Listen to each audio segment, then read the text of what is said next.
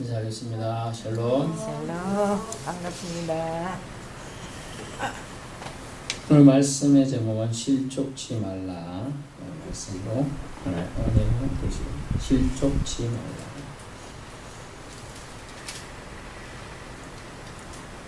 먼저 18절부터 23절은 요한이 제자를 보내어 질문하는데요. 당신이 오실 그분입니까?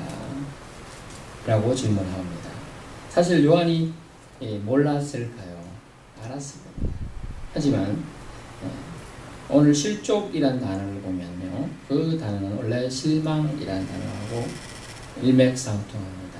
실족치 말라, 실망하지 말라. 근데 공동번역 성서에서는 이 단어를 의심하지 말라 이렇게로 번역했습니다. 그 말도 맞는 것 같습니다. 그렇게 실족이라는 단어를 다리를 흩뜨린다 이렇게만 제한하지 말고 실망이라는 단어와 또 의심하는 단어와 비슷하게 생각해서 말씀을 경청하면 좀 더 도움이 될 것 같습니다. 사실 왜 이런 질문을 했는지 모르겠습니다. 엄격히는 요한의 신앙이 떨어져서 그랬을까? 아니면 제자들을 보내면서 제자들에게 가르침을 주기 위해 그랬을까? 그런 생각들이 있습니다만 우리가 그 참조를 위해서 이사야 61장을 이사야 61장 1절 이사야 61장 1절입니다. 주 여호와의 영이 내게 내리셨으니 이는 여호와께서 내게 기름을 부으사 가난한 자에게 아름다운 소식을 전하게 하려 하심이라. 나를 보내사 마음이 상한 자를 고치며 포로된 자에게 자유를 갇힌 자에게 노임을 선포하며. 아멘. 이 말씀을 세례요한 알았어요. 세례요한은 어떤죠? 광야에 외치는 자의 소리라 라고 말하면서 광야에서 예수님보다 6개월 먼저 와서 선포했습니다. 태어난 걸 말합니다. 6개월 먼저 태어났기 때문에 그렇게 선포했는데, 그리고 예수님이 누구한테 세례를 받았습니까? 요한한테, 세례 요한한테 받았습니다. 그때 하늘 문이 열리면서 이는 내 사랑하는 아들이요 내 기뻐하는 자니라. 너희는 저희 말을 들을지니라. 이런 음성도 듣고 직접 체험 다 한 사람입니다. 근데 요한은 지금 어디 있습니까? 감옥에 있어요. 감옥으로 영적 어둠의 시기에 있는 거죠. 아무리 대단한 영적 지도자도 어려운 환경에 처하다 보면 믿음은 떨어질 수도 있음을 알 수가 있어요. 사도 바울은요, 아무리 감옥 많이 있어도 그건 떨어지지 않고 믿음 어쨌죠? 감옥에서 편지도 줄줄이 잘 썼을 거예요. 많은 자기 믿음뿐만 아니라 다른 믿음의 사람들이 믿음이 떨어질까 염려하여 편지도 쓰고 격려하고 합니다. 하지만 요한은 오늘 본문만 충실히 볼 것 같으면 의심이 생겼는지 모릅니다. 그래서 가서 확인 좀 해라. 근데 때마침 우리가 지난 주일을 보면 어떤 일이 있었죠? 예수님이 죽은 사람도 살린답니다. 살렸죠? 네. 예. 죽은 사람도 살리지 이런 기적들이 있는 걸 다 알고 있어요. 그래서 18절에 요한의 자들이 그 모든 일을 그에게 알린다. 이런 게 있어요. 죽은 자도 살아난다? 대단한데? 근데 이사야 61장 말씀을 보니까 그런 게 이해가 돼요. 내게 기름 가난한 자에게 아름다운 소식도 전하고 예수님 믿는 사람 대부분이 가난한 사람들이 쫓아다니겠어요. 마음이 상한 자도 고치며 포로된 자에게 자유를 줬어. 근데 분명히 보세요. 갇힌 자에게 노임을 선포하며. 자기 지금 갇혀 있거든요. 근데 왜 노임을 선포 안 하지? 이런 의미일 수도 있다고 해석합니다. 그래서 세례 요한이 이해한 메시아의 관점에 차이가 좀 있음을 알 수가 있어요. 우리가 여기서 약간 짚고 넘어갈 사람은 누구 있죠? 가룟인 유다가 있어요. 그도 그가 이해한 메시아는 어땠죠? 로마를 정복시키고 로마를 부셔버린 그런 엄청난 권위의 왕적인 권위를 가진 신으로 오기를 원했어요. 그렇기 때문에 그게 충돌되니까 배반하게 되죠. 오늘 세례 요한도 아마 이 부분에 노임을 선포하면 정치적인 아마 메시아를 어느 정도 생각했을 수도 있나 봅니다. 하지만 예수님은 아무 그런 행동을 하지 않으셨기 때문에 진짜 그러면 이 모든 게 다 맞는데 조금 안 맞는 부분이 있으니 가서 물어봐라. 확인 측면이 있을 수도 있고요. 그러나 엄격히 보면 제가 성경을 이제 부분에 충실해서 보면 왜 이 부분을 충실해서 보냐면 그 이후에 요한의 제자가 떠나간 후에 또 하는 말들을 볼 때 요한을 비판하고 있어요? 칭찬하고 있어요. 24절부터 내용이 뭐냐면 세례 요한을 칭찬합니다. 그리고 세례 요한이 한 행동을 의롭다고 칭찬해주고 있어요. 그런데 요한이 와서 물어가지고 당신이 오실 그 사람입니까? 이런 질문을 하니까 너 이때까지 날 지켜보고도 모르겠느냐? 뭐 이렇게 또 엄격히 뭐죠? 둘이? 성경을 보세요. 엄격히 뭐예요? 친척이잖아요. 친척인데 잘 알잖아요. 잘 알면서도 그런 얘기 하니까 좀 섭섭했을 수도 있는 거죠. 하지만 말씀에 보면 하나님의 때와 사람 생각하는 때가 좀 다름을 알 수가 있어요. 요한이 생각할 때는 이제 자기 같이 했는데 와가지고 한마디 해가지고 풀어주는 이런 것도 있고 같이 하나님 나라를 선포하는 그런 걸 생각했을 수도 있습니다. 하지만 요한은 어땠죠? 옥에서 옥사합니다. 목배임을 당해서 죽게 돼요. 네, 그런 부분들이 있습니다. 그래서 당신을 우리는 생각하고 믿고 있었는데 당신이 그 사람이 맞느냐 아니면 다른 사람을 또 기다려야 되냐 그런 얘기를 하고 있어요. 기다림은 믿음이 필요한 부분이기도 해요. 우리가 어떤 사람을 철수까지 약속을 지키는 사람이라고 생각하면 전에도 말씀드렸지만 중국 고사를 얘기해도 다리 밑에서 만나자 홍수가 났다 그랬죠? 홍수 나는데 다리 붙고 떠들이 가고 있다고 간신히 붙잡고 있는 사람이 있다 했잖아요. 얼마나 철수까지 친구가 약속 지키고 믿고 있으면 그 자리에 있어야 되냐. 좀 비켜서 서 있으면 되지. 참 어리석을 것 같지만 강직한 약속을 지켜야 된다는 그런 생각들 중요하죠. 주님은 말라기서 이후에 하나님께서 뭐라고 했어요? 보내준다 했잖아요. 보내준다. 하나님은 하나님의 소식을 전할 사람을 보내주리라 했는데 그 메시아 대망이 이제 된 거예요. 그 메시아가 앞서 세례 요한이 온 거죠. 하지만 메시아가 왔지만 사람들은 빛을 받아들이기 싫어해서 메시아를 인정하기를 어려워했습니다. 그래서 어떻게 했어요? 메시아가 하는 말은 가난한 자, 아픈 자, 힘 없는 자 이런 사람들만 받아들이고 힘 넘치고 부자고 넉넉하고 학식이 뛰어난 사람은 거절하는 거죠.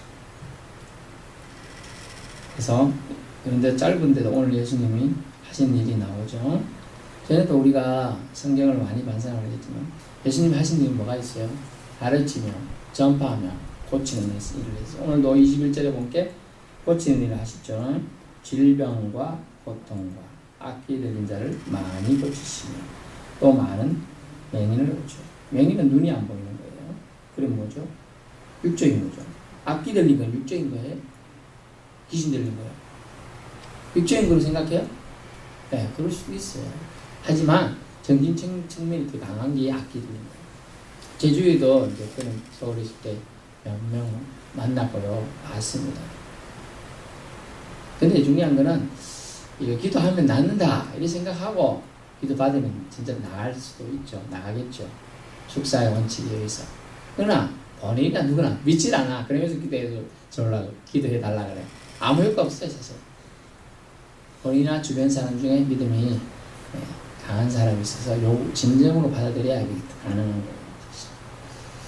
거예요. 악기 들린 자 이런 자인데 예수님은 그냥 영적인 권위로 오면 어쨌죠. 귀신들이 당신은 하나님의 귀한 아들입니다. 뭐 이러면서 막 무서워하면 벌벌 떨면서 귀신이 그냥 나가잖아요. 나가라 얘기 안 해도 나간 귀신들이 대부분이었어요. 그런 부분들을 볼 때 예수님은 영적인 의사였다.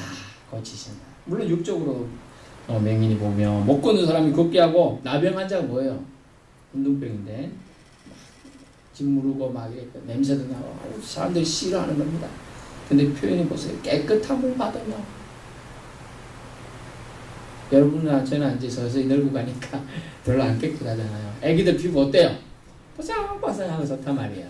그런 깨끗함을 말해요. 나병한 자가 깨끗함을 받으며 이 의미는요. 그리고 기먹은 사람이 들으며 죽은 자가 살아난다. 가난한 자에게 복음이 전다. 이렇게 예수님은 고치시고 가난한 자에게 복음 전파하고 지금 뭐예요? 예수님은 세례요한 제자들에게 답을 하고 또 다른 무리들에게 말씀을 전하고 있죠. 이 가르치는 거예요. 다 모르는 걸 가르쳐주고 있는 거예요.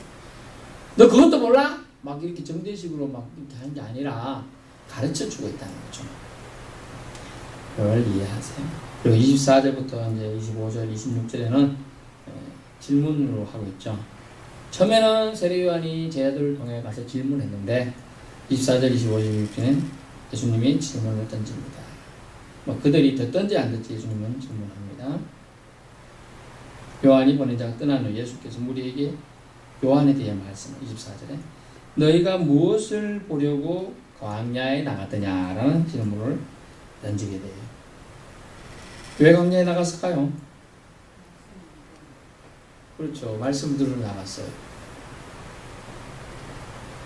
광야에 나간 이유는 24절의 답을 보니까 바람에 흔들리는 갈대냐? 라고 답을 했어요. 갈대가 어때요? 흔들리고 약하고 이런 의미예요.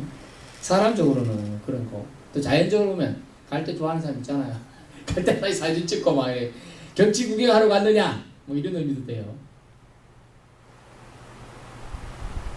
근데 그 바람에 흔들리는 갈대는 좀 믿음이 약한 이런 표현도 씁니다. 근데 요한은 어땠죠? 세례 요한은 아주 강직한 사람이었어요. 흔들리지 않는 사람. 차라리 굶을지언정 자기 그걸 긁지 않았어요. 어떻게 됐어요? 잡혀갔죠? 강직한 소리, 바른 소리 하다 보면 잡혀간 거예요. 그것도 아니 내가 그래 잘못했어. 그냥 풀어줘 형. 풀어줬을까? 안 돼요. 풀어줬어요. 왜냐하면 헤롯이 두려워했어요. 요한을. 세례 요한 두려워했기 때문에 그걸 손대기 싫어했어요. 그래서 그런 말 계속 안 하니까 할 수 없이 그렇게 된 겁니다. 그래서 바람이 흔들리는 갈대 보러 간 거 아니고 강직하지만 말씀에 서 있는 사람으로 간 거다. 얘기죠. 두 번째는 뭐라고 얘기했어요? 광야에 뭐를 보러 나갔냐? 부들은 옷 입은 사람이냐? 이렇게 말하면서 부들은 옷 입은 사람은 궁정에 저 왕궁에 가봐라. 수두룩하다. 오늘 제대로 입었을까요? 예, 오랫동안 광야 생활을 하니까 옷이 누들누들 그러지 옷이 그러지요. 볼 수도 없어. 막 어떤 데는 막 옷에 곰팡이도 쓸어있고 막 그래요. 그런 옷을 입고 누더기 같은 옷을 입고 먹을 게 뭐 없어갖고 석정 꿀 같은 거 있죠. 돌에서 나는 돌에 좀 붙어있는 꿀덩이 뭐 산딸기 이런 거 다 먹고 살았어요. 심지어 지나가는 게 메뚜기도 잡아먹고 이런 식으로 겨우 사는 사람 그만큼 검소하게 살았다. 반대로 얘기하는 거예요. 지금 주님은 이렇게 요한은 검소하며 그들에게 복음을 보이며 살았다는 얘기예요. 또 하나는 뭡니까? 선지자냐? 물론 말라기서 예언된 선지자죠.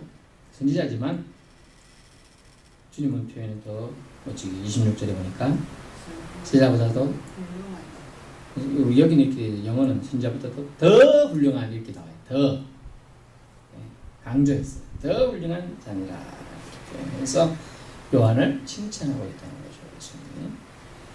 또 칭찬하고 뭡니까? 27절에는 내 사자다 이런 표현을 써서 요한을 칭찬하고 있어요. 그리고 땅에서 뭐라고요?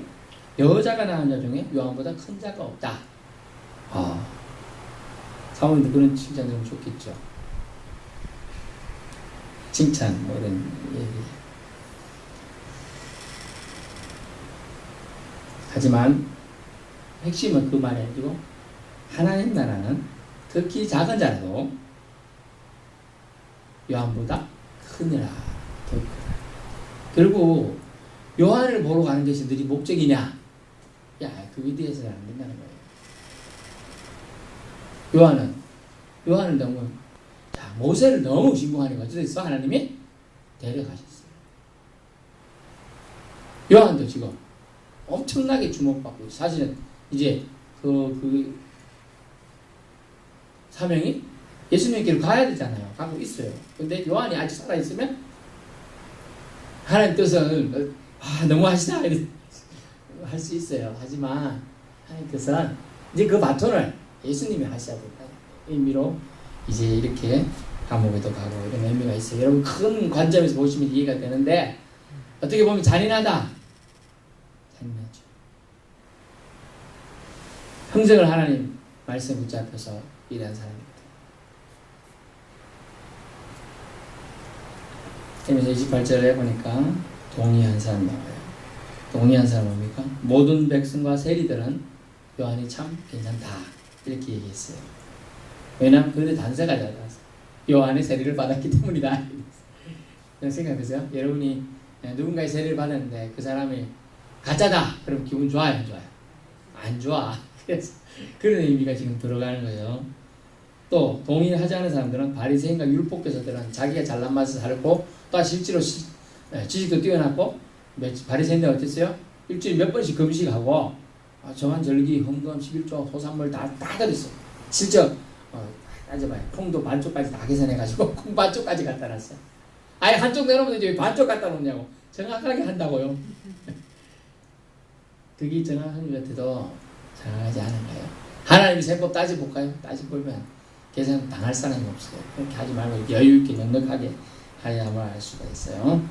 31절 35절까지는 2세대 사람들이 얘기가 나옵니다. 2세대 사람을 무엇으로 비유할까?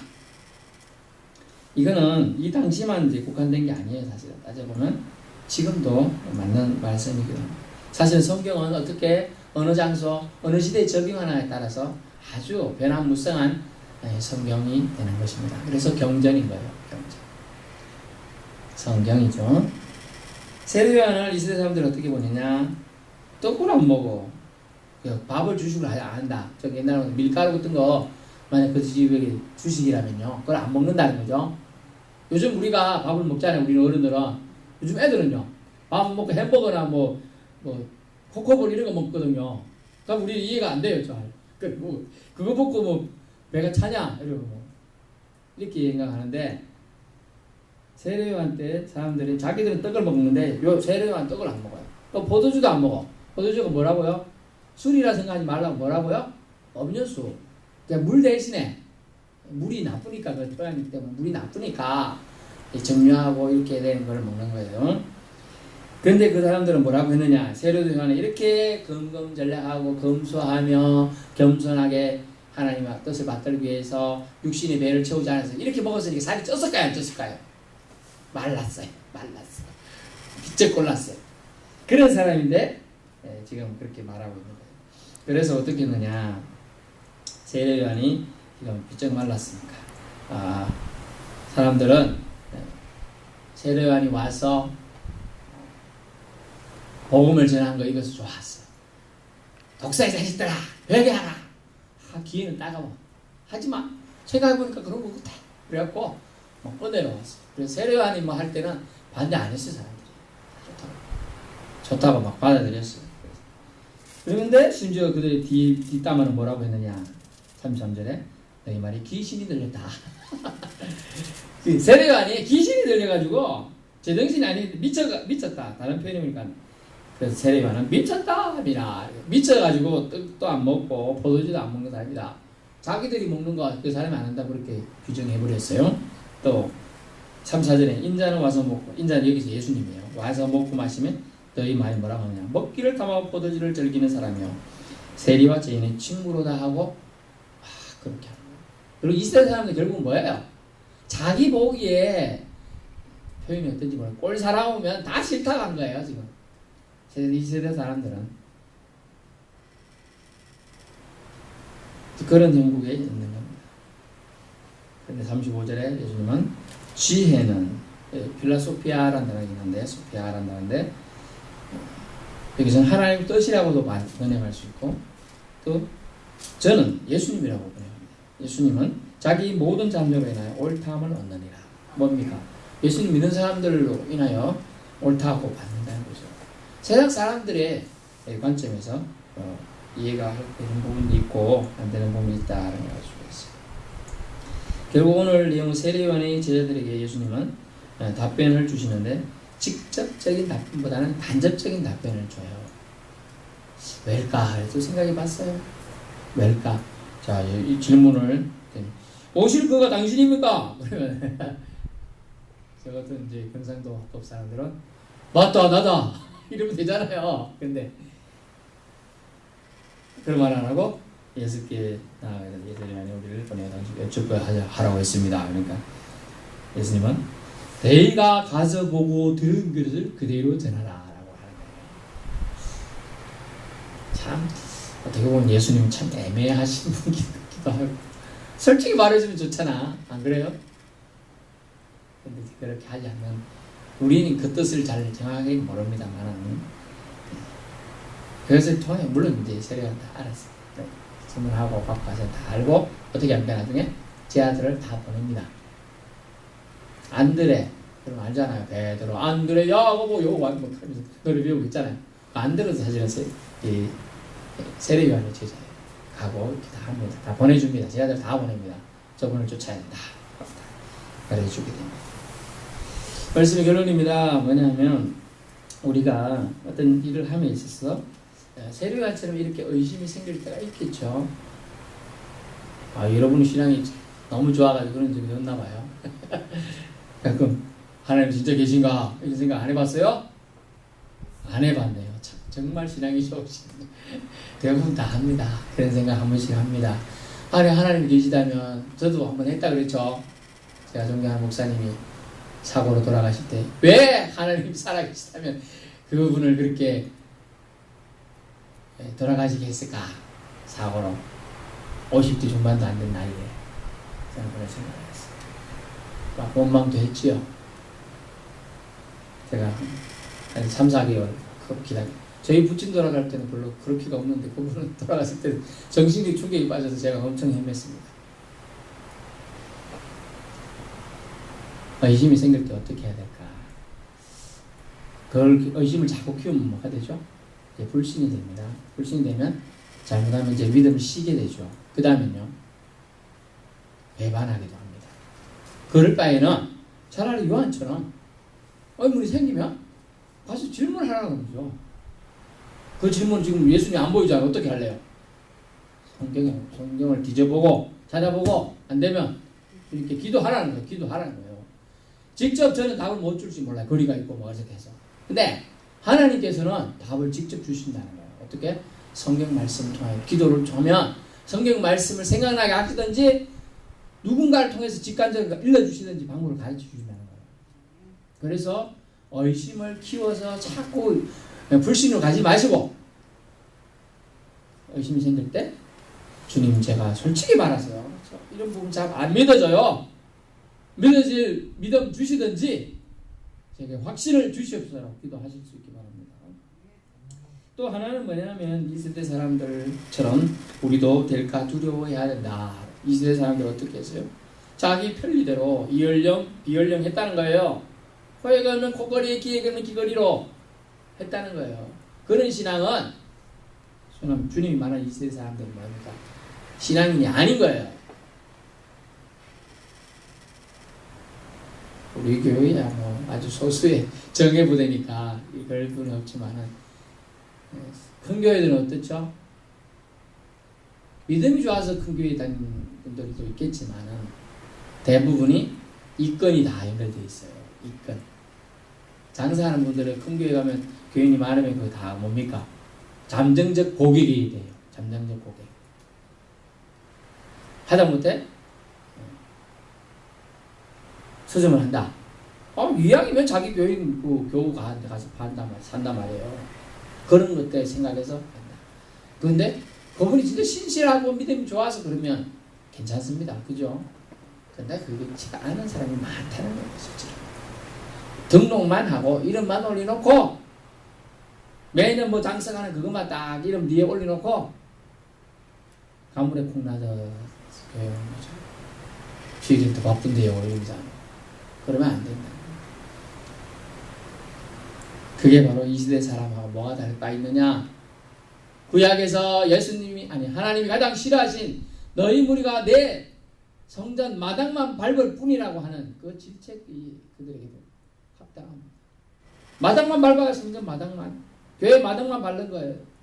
그냥 왔다 갔다 눈도장 찍었네. 내가 하나님한테 눈도장 찍었어.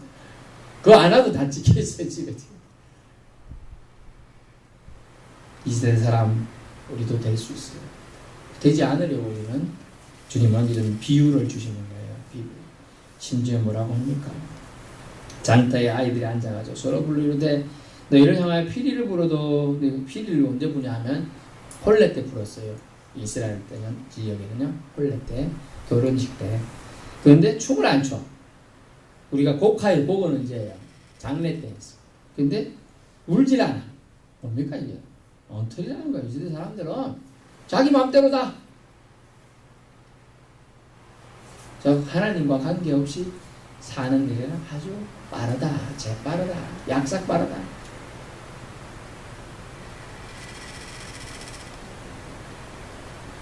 그래서 우리에게도 사명이 있어요. 요한은 우리가 보기에는 좀 미심쩍은 부분이에요. 그렇게 좋고 직접 예수에게 세례를 주고 광야에 외치는 소리를 사람들에게 다 했는데 왜 마지막 부분에 이렇게 가서 의문을 가지고 질문을 했을까? 의문이에요. 차라리 이 성경에서 이 부분을 좀 뺐으면 세례 요한이 계속 좋게 하고 끝났을 텐데 그런 부분도 있습니다. 하지만 성경은 정직하게 기술해 놓았다는 거죠. 우리가 알 수 없는 영역이고 하지만 예수님은 처음부터 끝까지 요한을 칭찬한다는 걸 기억하세요. 칭찬하고 있어요. 우리가 우리의 사명을 잘 감당하면 주님의 칭찬의 대상이 된다는 걸 믿으실 수 있게 바랍니다. 우리가 우리 사명이 있어요. 우리마다. 우리에게 주신 사명, 우리가 있어야 될 그 자리에서 지켜야 될 사명. 세례 요한은 그 자리를 정확하게 지킨 겁니다. 그래서 광야에 좋은 옷 입고 있는 사람 보러 갔느냐? 맛있는 거 먹는 사람 보러 갔느냐? 갈대 보러 갔느냐? 그렇게 얘기한 이유가 그거예요. 세례 요한은 그 광야에서 자신의 위치와 소리를 냈다는 거죠. 정확하게. 그 소리를 냈어요. 냈기 때문에 죽었는데 그것은 하나님 뜻이에요. 그것을 통하여 이제 이 세례 요한의 그것에 대해서 예수님이시기로 모든 관심이 집중되는 거예요. 그 역할 잘 감당하는 거죠. 때로는 참 어떻게 보면 저는 그 장면 듣고 참 그렇습니다. 모세가 이제 눈을 감을 때 그 옷을 싹 벗겨가지고 여호사에게 입히고 이런 개인적인 생각도 하고 또 아론이 딱 죽을 때 그 아들한테 딱 옷 벗겨가지고 딱 주는 거 땡겨줄 때 죽었으면 몰라. 죽지 않았단 말이야. 그런 부분들 생각해 볼 때 넘겨주는 거 엄청나게 중요합니다. 그런 생각이 드는 거죠. 세례 요한의 제자들에게 대답하십니다. 정말 우리가 실족치 않아야 되겠다. 실망하지 않아야겠다. 의심하지 않아야겠다. 라는 생각이죠. 바른 믿음 위에 서 있어야 돼요. 바른 믿음. 그래서 우리가 바른 믿음을 소유하기 위해서는 하나님의 음성을 잘 들으려고 노력해야 돼요. 그래서 오늘도 말씀하시는 게 무슨 소린가? 세례 요한을 예수님이 이 누가를 통해서 디스하려고 하는 게 아니고 그에게 부족한 점이 있지만 주님은 높이고 계시다는 걸 알 수 있어요. 우리도 우리 주변의 성도들도 약하고 부족한 면이 없어요? 그렇게 해요. 누구는 이런 면을 잘하지만 또 이런 면이 약합니다. 그 면 못하는 면을 보면 상대하기 싫죠. 그러나 그렇지 않다는 거예요. 그 약한 면을 하나님 부각시키는 게 아니고 잘한 면을 계속 주님은 오늘 계속 얘기하고 있잖아요. 잘한 면. 그래서 칭찬을 잘 하시고 긍정적으로 세워주시고 이런 부분들이 우리에게 필요하다는 걸 말씀해 주고 있습니다. 기도하겠습니다. 주님 감사합니다.